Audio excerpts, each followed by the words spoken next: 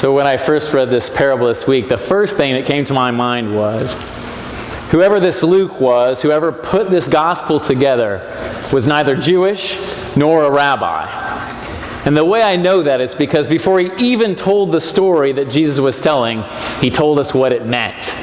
He said, Jesus told this parable to encourage everyone to pray always and not to lose heart, complete with interpretation at the end. Well, I'm thinking that because Jesus was actually Jewish and a rabbi, he never would have done anything like that. Because the parable is not like a fable with a moral. It's a story that we enter into and ask what it might be saying to us now. So if you're willing and like us all to forget that interpretation for a minute, that God is not a just rather than an unjust judge who will quickly answer our widow's prayers. Let's enter the story ourselves and see what it might mean to us today, knowing full well that depending on who we are, it might mean something different to us today, and that's okay. In fact, next time we read it, it might mean something different again. So the story. Well, there's a couple of important characters, and we'll start with the widow, obviously. Now, all we know about her is that she is indeed a widow. We don't know that she's poor. She could be rich. We don't know that she's alone. She might have children that either care for her or that she cares for. What we do know, though, is she's in conflict with somebody and she wants the judge to take her side. But you know what? We don't even know if she's in the right. What we do know about her is she is evidently very persistent and maybe a little annoying. Now, we might have in our heads some kind of contemporary court with formal motions and hearings and rulings, but I'm not sure that's the world that we're in. I imagine that when the widow appears before the judge, it's more like a boisterous town hall meeting, where in addition to the widow, there's all kinds of other people who want that judge's attention, are all saying, "Give me justice against my opponent." Now, she's there every single time, yelling as loud as anybody else. But I think there must be something more to her.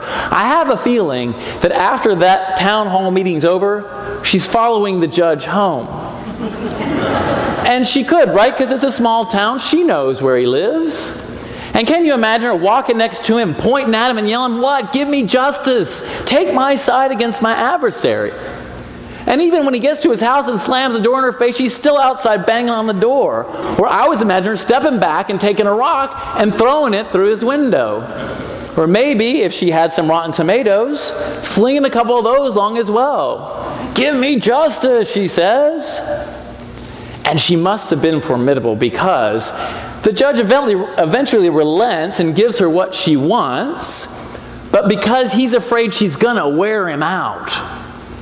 But if you look in other translations, it looks like he might be afraid she was going to attack him. This is a formidable person. Now, the one other thing we might want to know is that she was a widow, and to Jesus' hearers, that would signal that she's part of a protected group of people in the Jewish law. So whether she was right or wrong, it was up to the community to make sure that her needs were met, which is why this judge is unjust. Now let's think about that judge for a minute. We all live in Illinois. We live in Chicago or close to it. We know a corrupt politician when we see one. And this is our guy. He neither respects God nor people. He doesn't think he needs either one. He is well secure. My suspicion is he's got lots of powerful friends that keep him in that job, and he might have a little bit of money that keeps him there. And in fact, he might be making a little bit of money while he's there. He's a perfect example of how the system works sometimes. An unjust person who contorts the law for his purposes. He's supposed to protect that widow, but he doesn't. The reason he finally comes around is because it might benefit him. She'll at least get off his back if he does what she wants. But this guy, he's not really any good. So there's your two main characters, but there's others. There have to be townspeople watching this happen and maybe taking sides, some with the widow, some with the judge. I was thinking about the judge's wife in that house who was being pelted with tomatoes and rocks, going, "Will you just give her what she wants so I can have some peace?" So there's the story as best I'm hearing it right now. And I presume that that story is told to us as Jesus followers, so it might have something to do with us. So as you enter into that story, where do you find yourself? Or where do you find God? What character are you identifying with right now? Are you the widow, stomping her feet for justice and lobbing tomatoes at this rotten, corrupt politician? Are you one of the bystanders, kind of wondering what's going on and deciding which side you might take? Or, heaven forbid, do you identify with that unjust judge that's not doing his duty? I have a confession to make.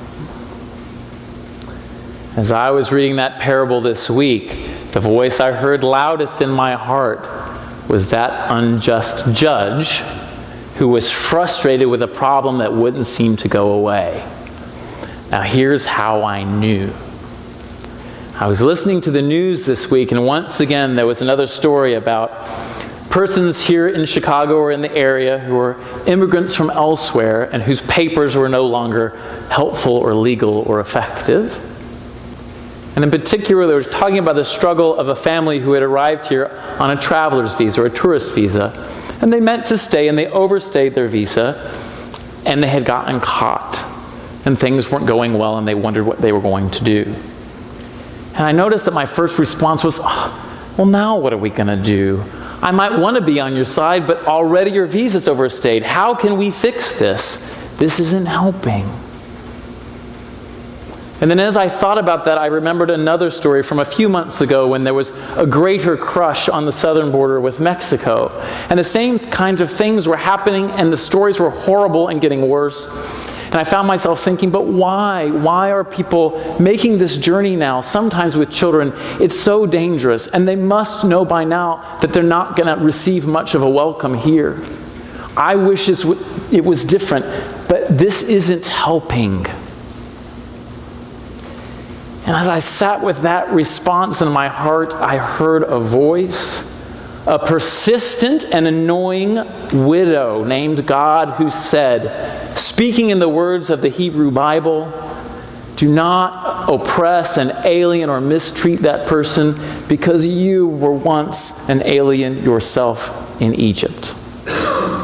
Splat. Right as a rotten tomato hit my heart. And then more contemporary words from a woman who was migrating through Mexico at that time, who told a reporter with absolute confidence why she'd made that journey. She said, I know they will welcome us because we are made in the image of God. Splat.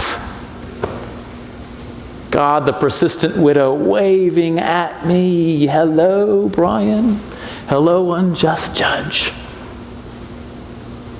I think that's how these parables can work sometimes. Sometimes, and I might appreciate it more when it's encouraging, but sometimes when it's confronting.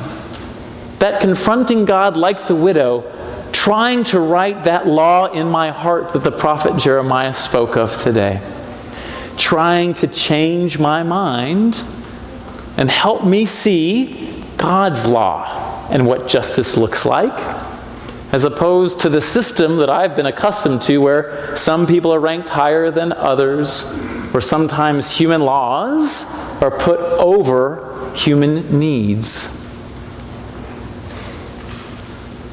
How is this parable working for you today?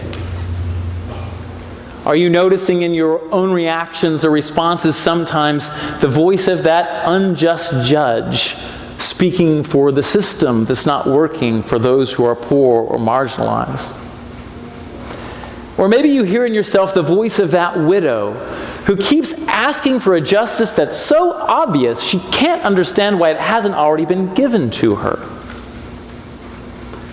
Or maybe you feel like one of those onlookers, a bystander, wondering which side one should take, uncertain about what is right and what is wrong.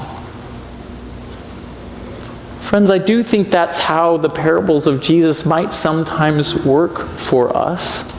And the good news is all those moments are moments in when God is at work in us, trying to write that law of love deep in our hearts, trying to invite us to look at something in a new way. And that's why I wasn't really sad this week when I heard that it was the unjust judge talking in me, because it was an opportunity for God, that persistent widow, to invite me one more time to give her the justice that she's asking for. And she's okay if I do it just to get her off my back.